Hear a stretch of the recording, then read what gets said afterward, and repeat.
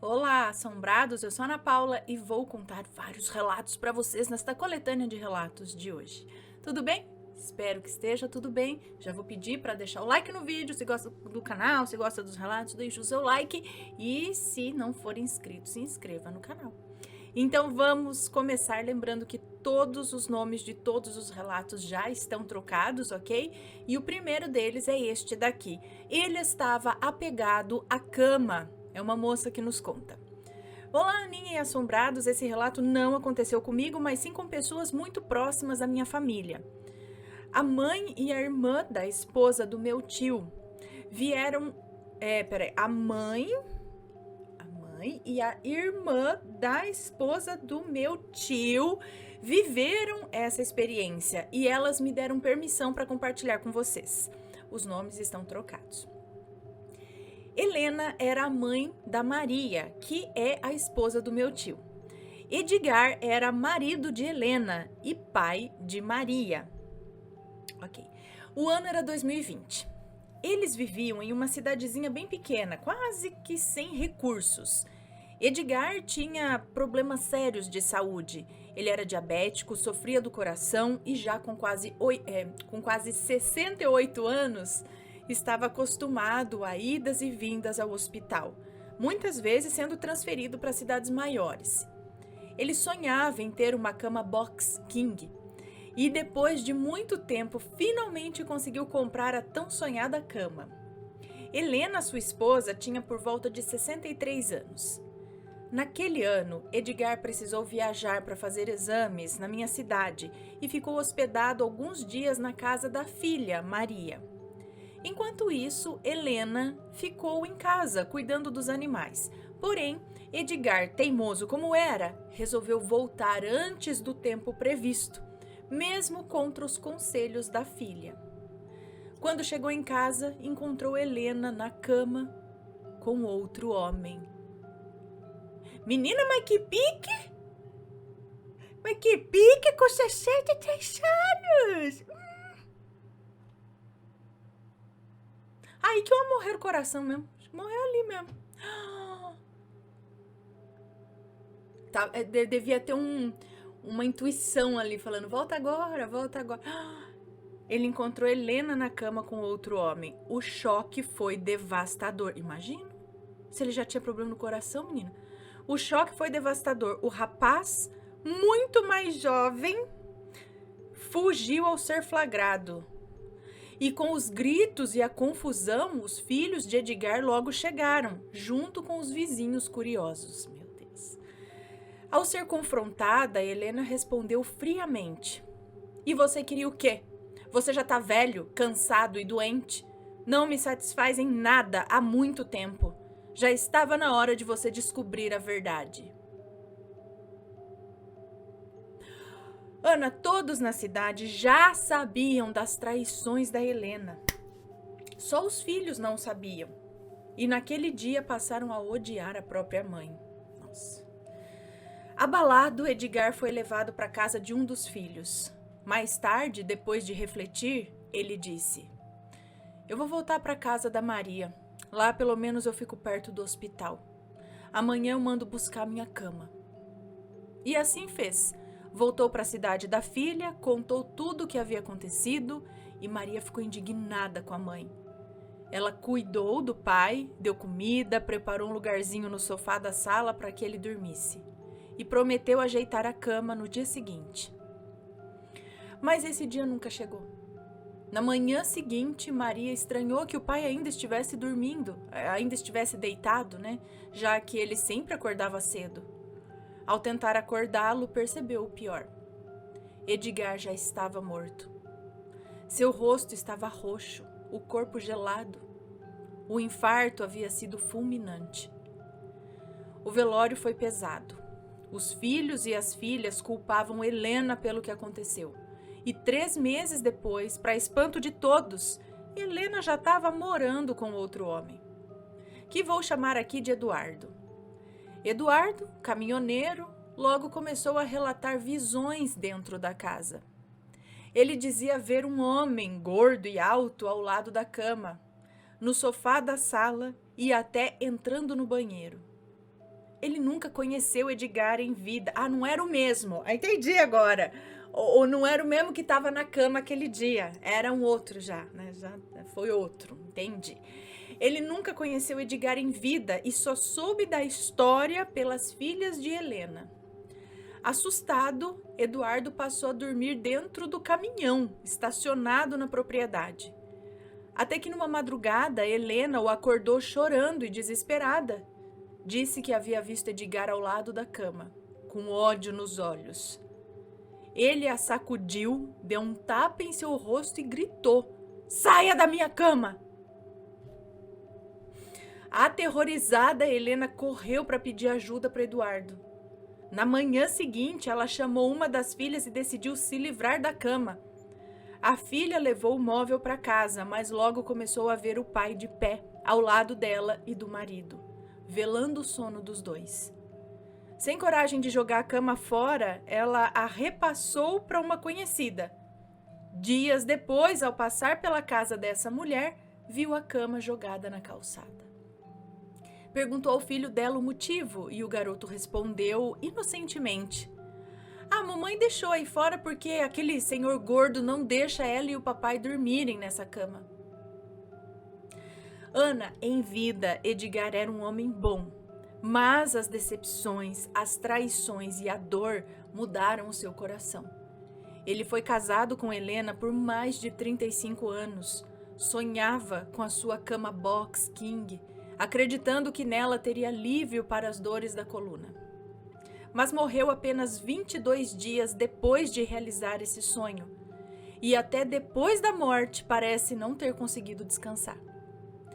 Esse foi o meu relato, Aninha e Assombrados. Não aconteceu diretamente comigo, mas eu acompanhei de perto, pois foi com pessoas muito próximas, e eu espero que tenham gostado. Eu tenho vários outros relatos, depois eu mando mais. Um beijo pra você, obrigada. Eu acho que o que prendeu ele aqui não foi sua cama, não. Tudo bem, pode ser. Ele queria muito, né? E quando ele ficou muito pouco tempo com aquilo que ele quis muito. Tanto é que ele seguiu a cama, né? Então era assim um apego. Mas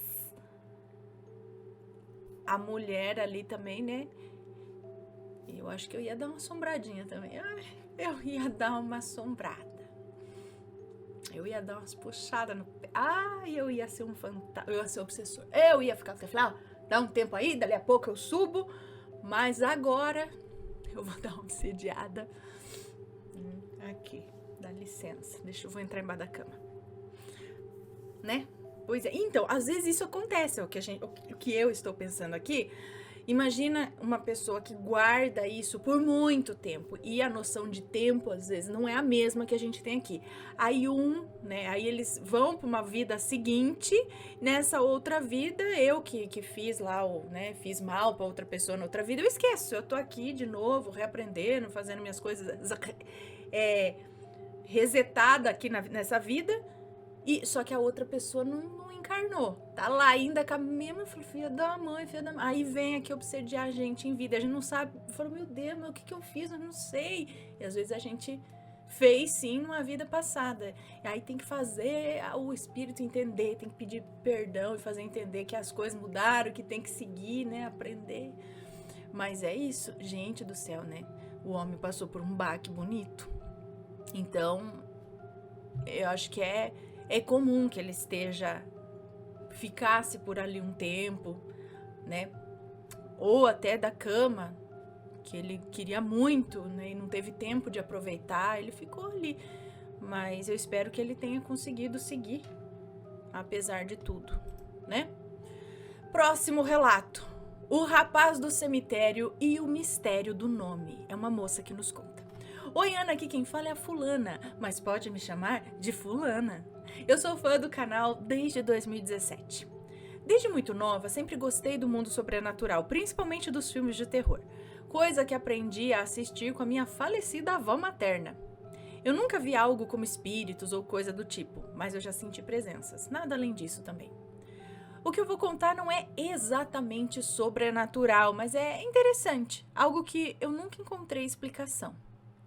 A minha avó materna, a mesma que eu citei anteriormente dos filmes de terror, infelizmente faleceu em 2013, após uma luta contra o câncer, que se manifestou em um tumor no pescoço. Foi uma perda enorme, até hoje é, para todos nós.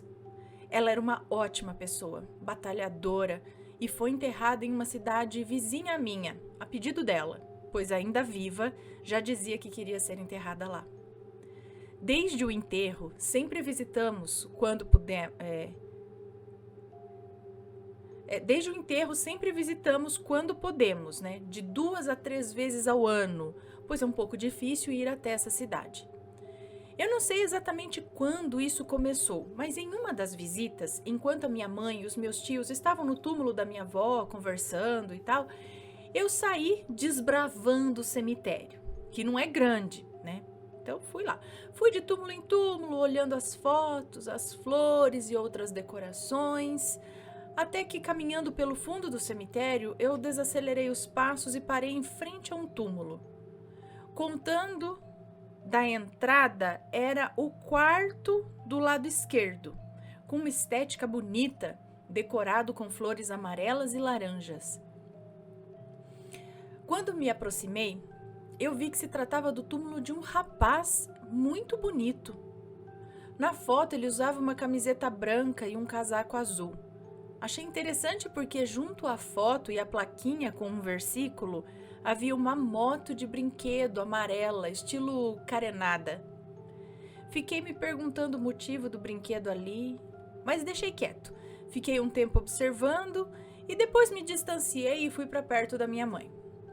Quando estávamos indo embora, passei novamente pelo túmulo e perguntei à minha mãe se ela sabia como ele tinha falecido. Ela respondeu que ele tinha sofrido um acidente de moto na serra, que é o caminho para aquela cidade. E eu fiquei pensando, mas eu não perguntei mais nada. O fato estranho é que todas as vezes que eu fui visitar o túmulo da minha avó, eu passava pelo túmulo do rapaz. Eu observava a foto dele, principalmente o nome e a data em que ele faleceu. Pelo que eu me lembro, ele morreu em 2008 ou 2009, mas nunca conseguia me lembrar do nome, mesmo olhando repetidamente. Parecia que ao colocar os pés para fora do cemitério, o nome dele desaparecia instantaneamente da minha cabeça. E isso aconteceu todas as vezes, especialmente em uma das últimas visitas, que eu achei a mais estranha. Como nas últimas vezes eu não lembrava o nome dele, Como das últimas vezes eu não lembrava o nome dele, eu peguei o meu celular e digitei o nome, a data de nascimento e de falecimento dele no meu próprio contato do WhatsApp. Coisa que eu considero desrespeitosa, eu não me orgulho, tá? Bom, o estranho foi que, chegando em casa, eu tomei banho e fui mexer no celular. Aí depois de um tempo eu lembrei que eu tinha digitado o nome do rapaz, mas ao clicar no contato, não havia nada. Como se eu nunca tivesse digitado. A última mensagem era de uma semana antes, um slide que eu enviei pelo Canva, trabalho da escola. Procurei em outros aplicativos, mas não havia absolutamente nada. Eu achei isso muito estranho. Eu já visitei o cemitério algumas vezes após esse ocorrido. Eu sempre passo pelo túmulo do rapaz. Eu observo a foto. Eu observo os detalhes, mas eu nunca conversei com ele, sabe? Não é uma obsessão que eu desenvolvi por ele. O fato é que eu nunca consegui lembrar o nome dele. Alguns amigos acham isso muito estranho também. E nunca senti medo ou tive um sentimento ruim ao estar em frente ao túmulo. Na verdade, era até uma sensação de paz. Difícil de explicar.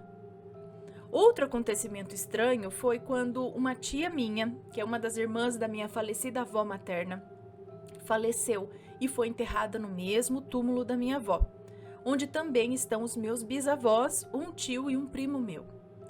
Foi um dia nublado e triste e começou a chover forte ao chegarmos ao cemitério, mas depois a chuva parou. Eu estava me segurando para não chorar, lembrando da morte da minha avó.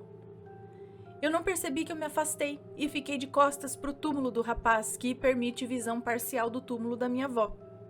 Fechei os olhos e, ainda chorando, me virei para encará-lo. Fiquei olhando a foto dele, a moto de brinquedo e as flores, e estranhamente eu comecei a me acalmar, parando de chorar. Eu não consegui olhar para o túmulo da minha avó, apenas fiquei observando a foto dele. Eu não sei o que isso significa, mas foi como um abraço, ou tá tudo bem. Eu não ouvi nada, mas eu senti uma paz e uma calma inevitáveis que me fizeram parar de chorar. Estranho como nunca consigo lembrar o nome dele, mas o rosto e a foto permanecem claros. Acredito que naquele dia eu precisava de algo para acalmar meu coração e encontrei isso ali, na lápide dele. Eu nunca senti medo, nem sinto, é só estranheza mesmo de nunca lembrar o nome. Tenho outras experiências, como sonhos vívidos e tal, mas eu deixo para uma outra ocasião. O relato ficou longo, me desculpe. Mesmo assim, obrigada, Ana. Um beijo para você, obrigada. Será que tem alguma coisa...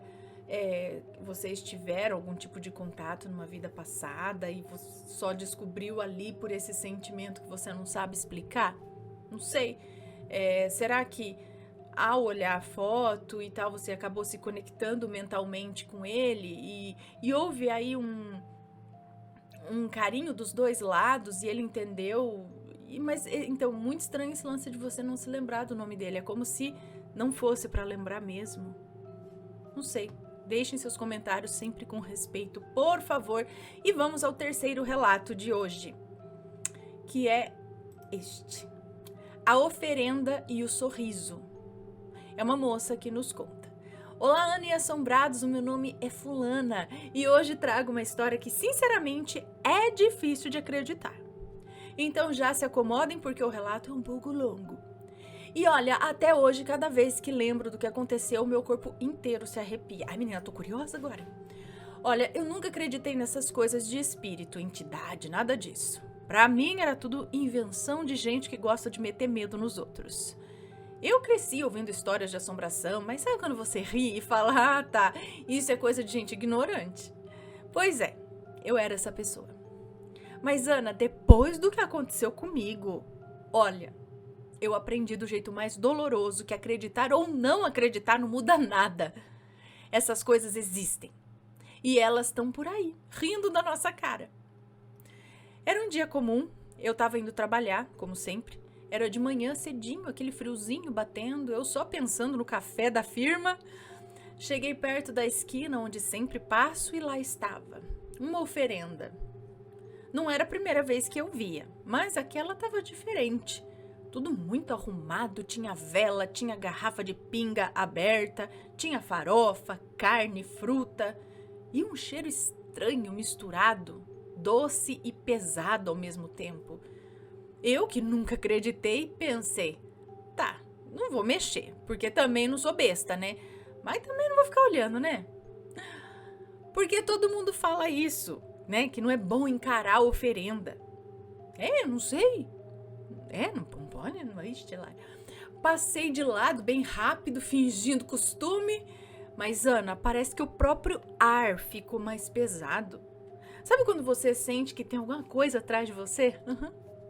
Como se tivesse alguém chamando, quase que empurrando você para olhar. Pois é. Aí eu pensei, não olha, não olha, não olha, não olha. E o que eu fiz? Eu olhei. E foi aí que a minha vida mudou. Ana, em cima daquela oferenda tinha uma coisa. Eu digo coisa porque não era um cachorro comum. Era enorme, do tamanho de um bezerro. O corpo era todo escuro, parecia feito de fumaça ou de sombra. O pelo se mexia sozinho, como se respirasse, como se tivesse vida própria. E os olhos, Ana, os olhos eram duas brasas vermelhas, queimando no meio daquela cara deformada. Eu nunca vi nada igual. Ele comia. Nossa, e como comia! A comida desaparecia na boca dele como se tivesse sido jogada num buraco sem fim. E eu ouvia o barulho. Era um mastigar nojento, molhado, que ecoava no ar, como se ele quisesse que eu escutasse cada pedaço sendo devorado. Eu fiquei paralisada. Eu não respirava, eu não piscava. Meu corpo inteiro travou, muito devagar. Peraí, não, eu que perdi. Meu corpo inteiro travou como se eu fosse parte do chão. De repente ele parou. Não comeu mais nada. Levantou a cabeça devagar muito devagar e olhou direto para mim. Ana, nesse instante eu senti o meu coração quase parar. Foi como se eu tivesse sido atravessada pelo gelo, da nuca até os pés. Eu não conseguia mexer nada, só os olhos. E aí ele sorriu. Um sorriso torto, largo, que mostrava dentes enormes, sujos, amarelados.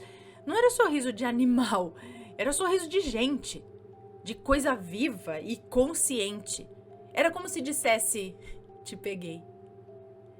Eu tremi inteira, eu não conseguia nem gritar. Só fechei os olhos com força, comecei a rezar baixinho, coisa que fazia anos que eu não fazia. Eu pedi para Deus, pedi para qualquer coisa que estivesse ouvindo para me tirar dali. Quando eu criei coragem de abrir os olhos de novo, não tinha mais nada. Só a oferenda toda destruída, comida e as velas ainda queimando, como se nada tivesse acontecido. Mas, Ana, eu sei o que eu vi. Eu fui trabalhar tremendo, sem conseguir me concentrar em nada. E desde esse dia, eu nunca mais fui a mesma. Sabe o que é pior? Às vezes, quando eu tô sozinha, eu sinto aquele arrepio de novo, como se alguém estivesse olhando pra mim. E eu tenho certeza, aquele sorriso ainda me persegue. Hoje eu não rio mais quando falam dessas coisas, porque eu aprendi, do jeito mais cruel, que a gente não precisa acreditar para elas existirem. Ai, menina, o que é? Quem entende mais das coisas aí, fala aí o que é? O cachorrão comendo a oferenda? Era uma entidade? Isso aqui só deu uma mostradinha para ela por dizer: você não acredita? Olha aqui, estamos aqui. Acredite ou não, nós estamos aqui. E só ela viu, provavelmente, né? Mas será que isso acontece? Não, eu falo assim, se ficar... Não, ninguém não vê assim a torta de... Achei muito interessante. Digam aí, quem sabe mais, conhece mais disso, deixa aqui nos comentários, ou se já presenciou algo assim, manda o seu relato, tá? Sempre com respeito, por favor. E vamos pro próximo relato, que é a cachoeira. É uma moça que nos conta este e o próximo relato é da mesma moça, tá?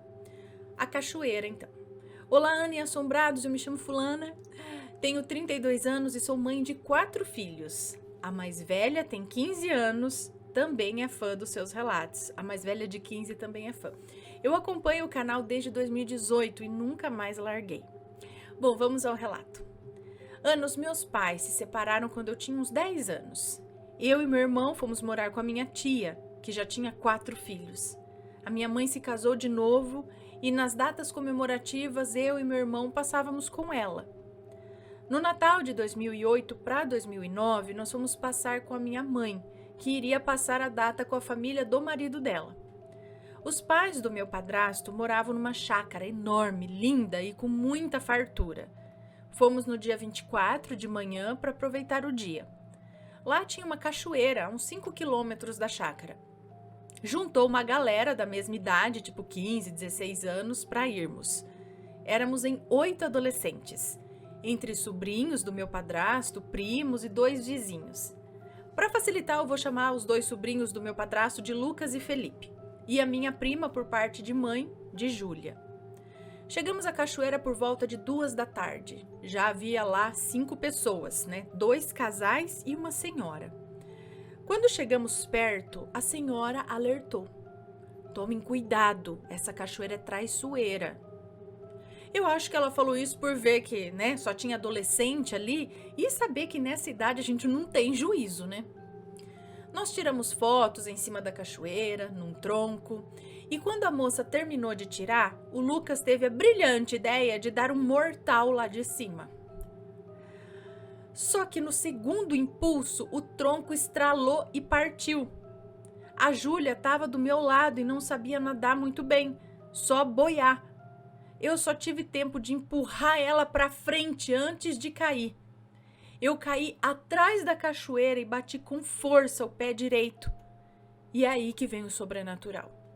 A correnteza me jogava sempre para trás. Eu tentei umas 3 vezes nadar para frente, mas eu não conseguia. Atrás de mim havia só um buraco escuro, enorme. Eu entrei em desespero, chorando e pensando, pronto, eu vou morrer aqui. De repente eu ouvi uma voz calma me dizendo, mergulha, mergulha para sair. Eu não olhei para trás, eu só obedeci. Fiz força, mergulhei e deixei a água me levar. A cachoeira bateu nas minhas costas e me jogou para fora. Quando eu emergi, todo mundo estava chorando, achando que eu tinha morrido. E aí a senhora gritou, graças a Deus! O meu pé jorrava sangue. Eu tinha batido numa pedra e o corte foi feio. Disseram que eu fiquei cerca de 15 minutos desaparecida. A Júlia, a quem eu empurrei, depois me agradeceu. Disse que se ela tivesse caído atrás da cachoeira, no meu lugar, provavelmente não teria sobrevivido. Não sabia nadar, né? Provavelmente não sabia nem mergulhar. Eu não sei. No fim, fui levada para casa mancando. Minha mãe brigou comigo e ainda tive febre e dor a noite toda. No hospital, não deram ponto porque já estava inchado demais. Quem cuidou de mim foi minha tia, com remédios caseiros e muito carinho. Mas até hoje eu me pergunto, Ana, aquela voz era o meu anjo da guarda? Um espírito da cachoeira? Ou alguém que morreu lá e ficou preso? Eu não sei. O que sei é que obedeci e tô viva. Ah, e as fotos, quando fomos revelar, as duas estavam queimadas. Coincidência? Ou era a morte rondando, como disse a minha sogra? Menina, eu não sei. Eu sei que eu sempre falo isso aqui. Com a natureza não se brinca. Eu acho que quando a gente vai para rio, para mar, para lago, para cachoeira, deve-se ter muito respeito.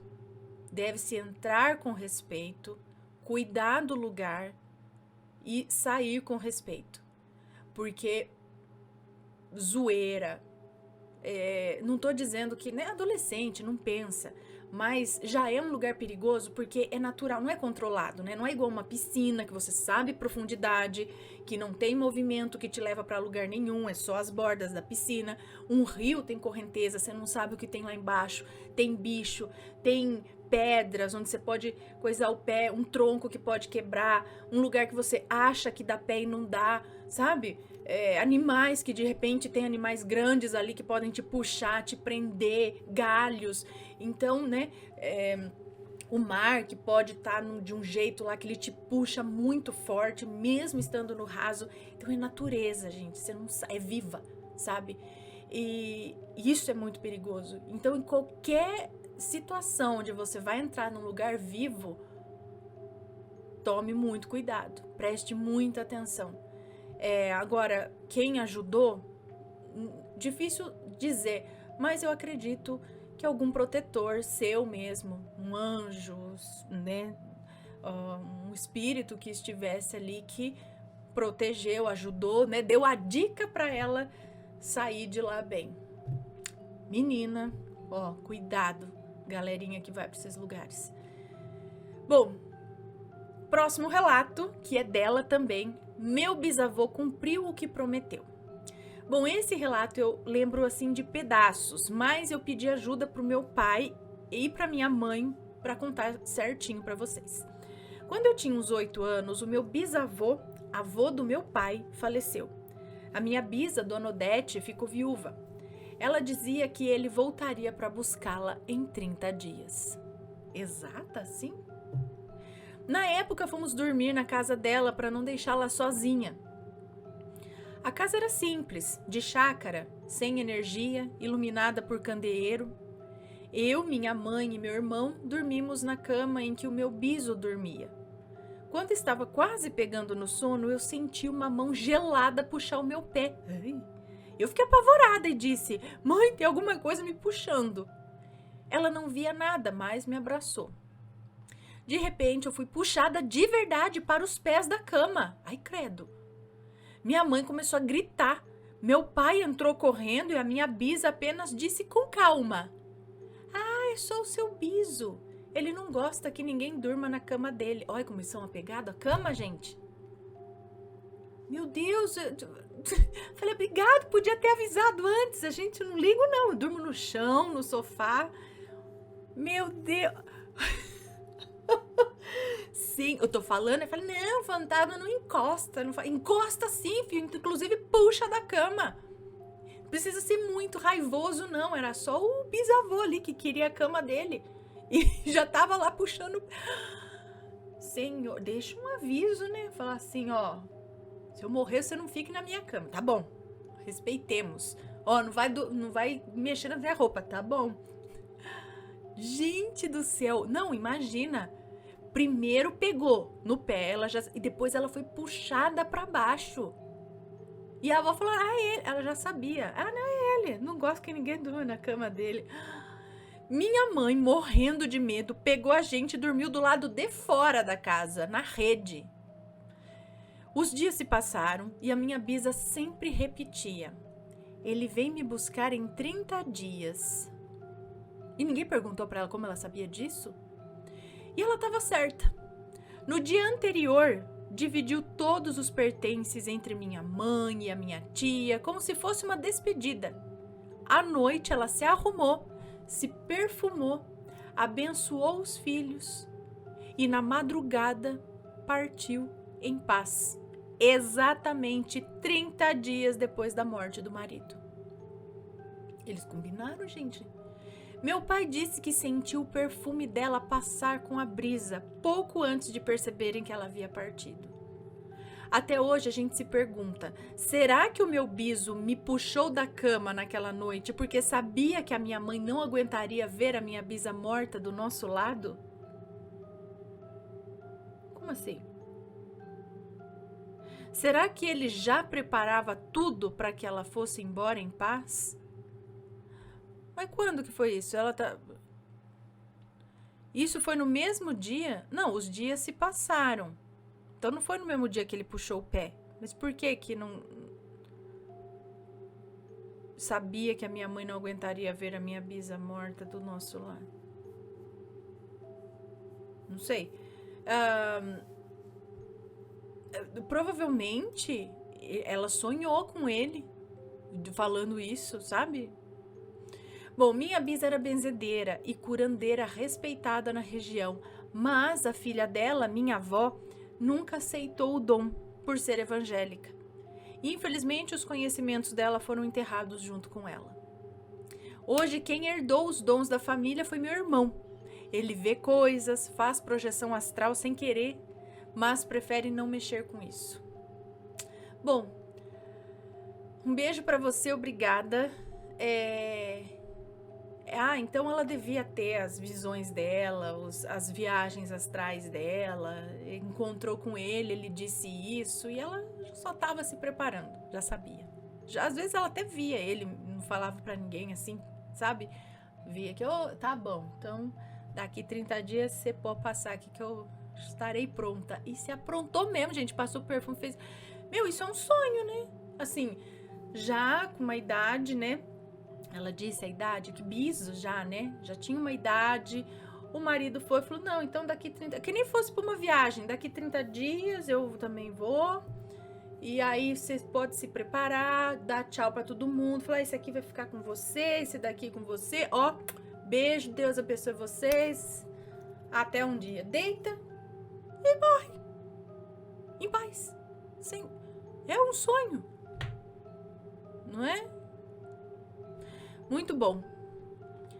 Próximo e último relato de hoje, desta coletânea de relatos, é este que está aqui atrás. Não, é esse daqui, ó. O ciclista de outro plano. É um moço que nos conta. Oi, Ana, tudo bem? Eu espero que sim. Meu nome é Fulano.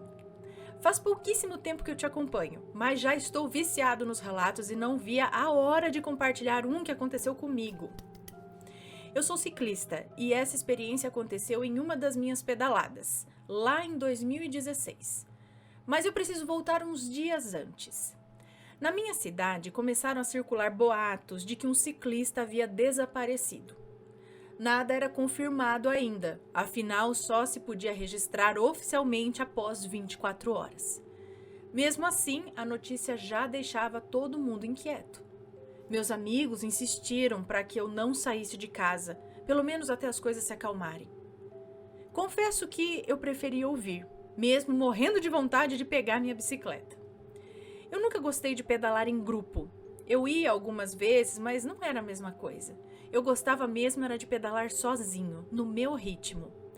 Só para esclarecer, cada grupo de ciclistas na minha cidade usava uma cor diferente no uniforme. Era uma forma de identificação. No meu grupo havia mais de 30 pessoas, mas eu sempre fui mais reservado. E para falar a verdade, eu nem conhecia direito os da minha própria equipe. Imagina os dos outros. Por isso eu não conhecia o ciclista desaparecido e nem cheguei a ver foto dele. Bom, eu falando nisso, só um parênteses aqui, eu vi um grupo aqui de ciclistas, mas tinha acho que umas 5 pessoas no grupo. Eles andando assim na beira da rua, mas gente, muito pertinho um do outro ali, o grupinho parecia um grupinho formiga assim, ó, tudo juntinho. Eu fiquei pensando, e eu não consigo andar junto assim, eu já ia derrubar todo mundo. Andando assim, um aqui, outro aqui, tudo juntinho, bonitinho. Ai, muito bom. Eu malemar sozinha, acho que eu já vou assim, ó. Olha, cuidado comigo que eu tô passando. Então, continuando aqui. Aí eu não, nem foto dele não tinha visto. Bom, os dias foram passando. Primeiro, silêncio. 1, 2, 3 dias. Nada da polícia encontrar pistas. Eu já estava até agoniado. Pedalar era mais do que um hobby, era parte de mim. No 6º dia eu não aguentei. Eu peguei os meus documentos, uma garrafa d'água, capacete e fui até a rodovia. Minha ideia era simples, chegar até lá, descansar um pouco e voltar. Ah, tá, ele estava esperando a polícia dar um parecer para ele voltar a pedalar. Entendi. Passou 3 dias e nada, eu falei, eu vou pedalar. Aí a ideia era ir até a rodovia, chegar lá, descansar e voltar. Beleza. Cheguei perto de uma placa, descansei, tomei água, enxuguei o rosto. Quando virei a bicicleta para voltar, ele apareceu. Um ciclista, do nada. Eu me assustei.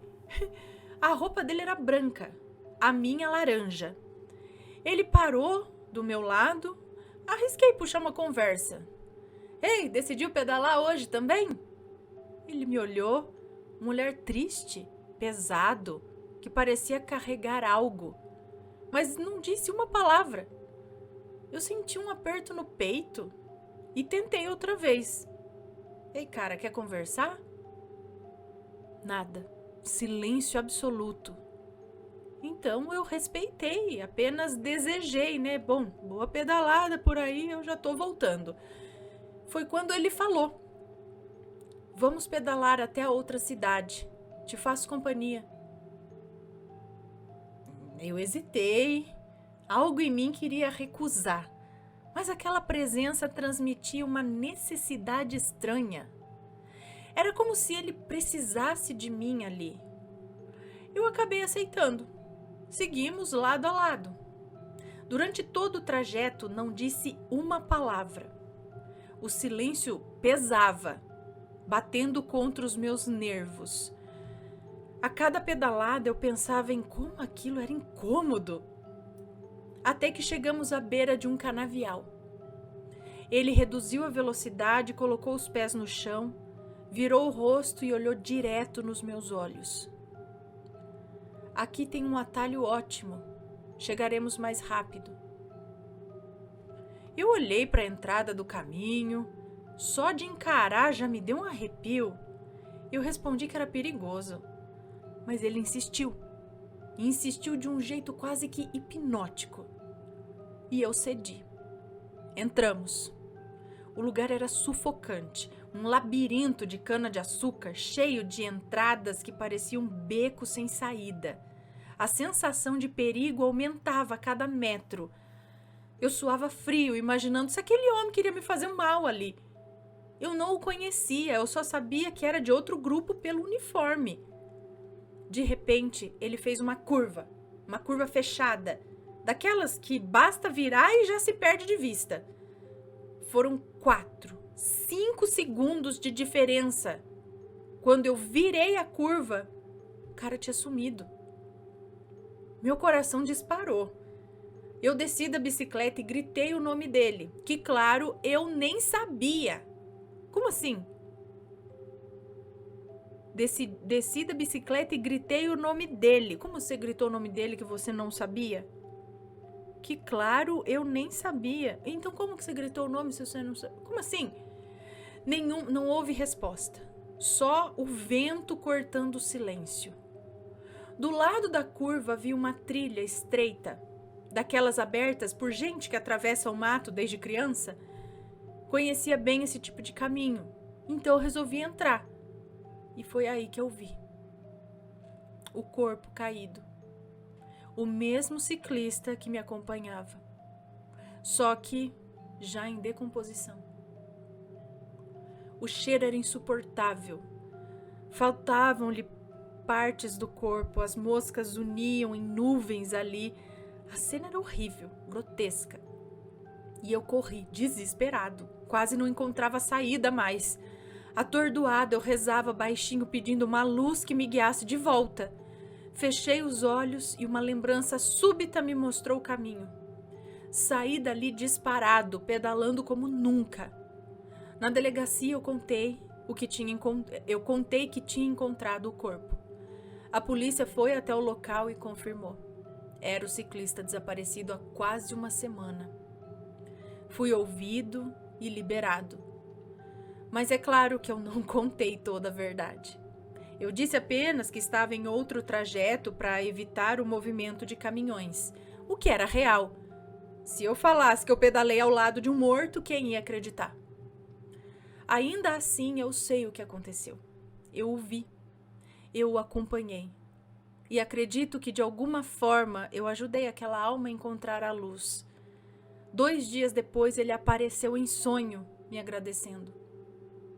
Talvez se não fosse comigo, teria escolhido outra pessoa, mas foi comigo. E até hoje os autores do crime nunca foram encontrados. Esse foi o meu relato, já passei por poucas e boas nessa vida de ciclista. Hoje, aos 31 anos, eu me aposentei desse mundo, mas guardo muitas histórias. E sempre que puder vou compartilhar. Manda sim, manda as histórias. Menino! Por isso que eu falo, né? Existem, eu acho que nos Estados Unidos eles trabalham, a polícia trabalha com médiums sérios, né?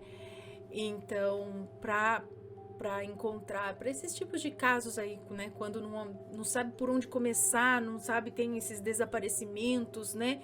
Então, trabalha com médium e o médium tenta acessar e tal, e de repente fala, tal lugar, a polícia vai lá e tá lá, né? É muito interessante isso. Quando a pessoa já tem a mediunidade e consegue colocar para trabalhar, usar para esses casos. Mediunidade, como que é? Tinha até um programa na TV que chamava, acho que Médiuns Forenses. É muito interessante isso. No caso dele, não sei se ele é médium, né? Já tem isso ou não, ou foi realmente o ciclista, ele tava querendo que encontrassem, saber, né? Ai, que triste, gente. Outra coisa, muito cuidado, que nem esse rapaz falou, né? Que por isso que também pedalam em grupo, né? Em grupo é mais difícil acontecer alguma coisa desse tipo. Quando você tá sozinho, são lugares, muitas vezes pegam trilhas, lugares assim, muito sozinho, gente. Muito cuidado ao pedalarem sozinhos, né?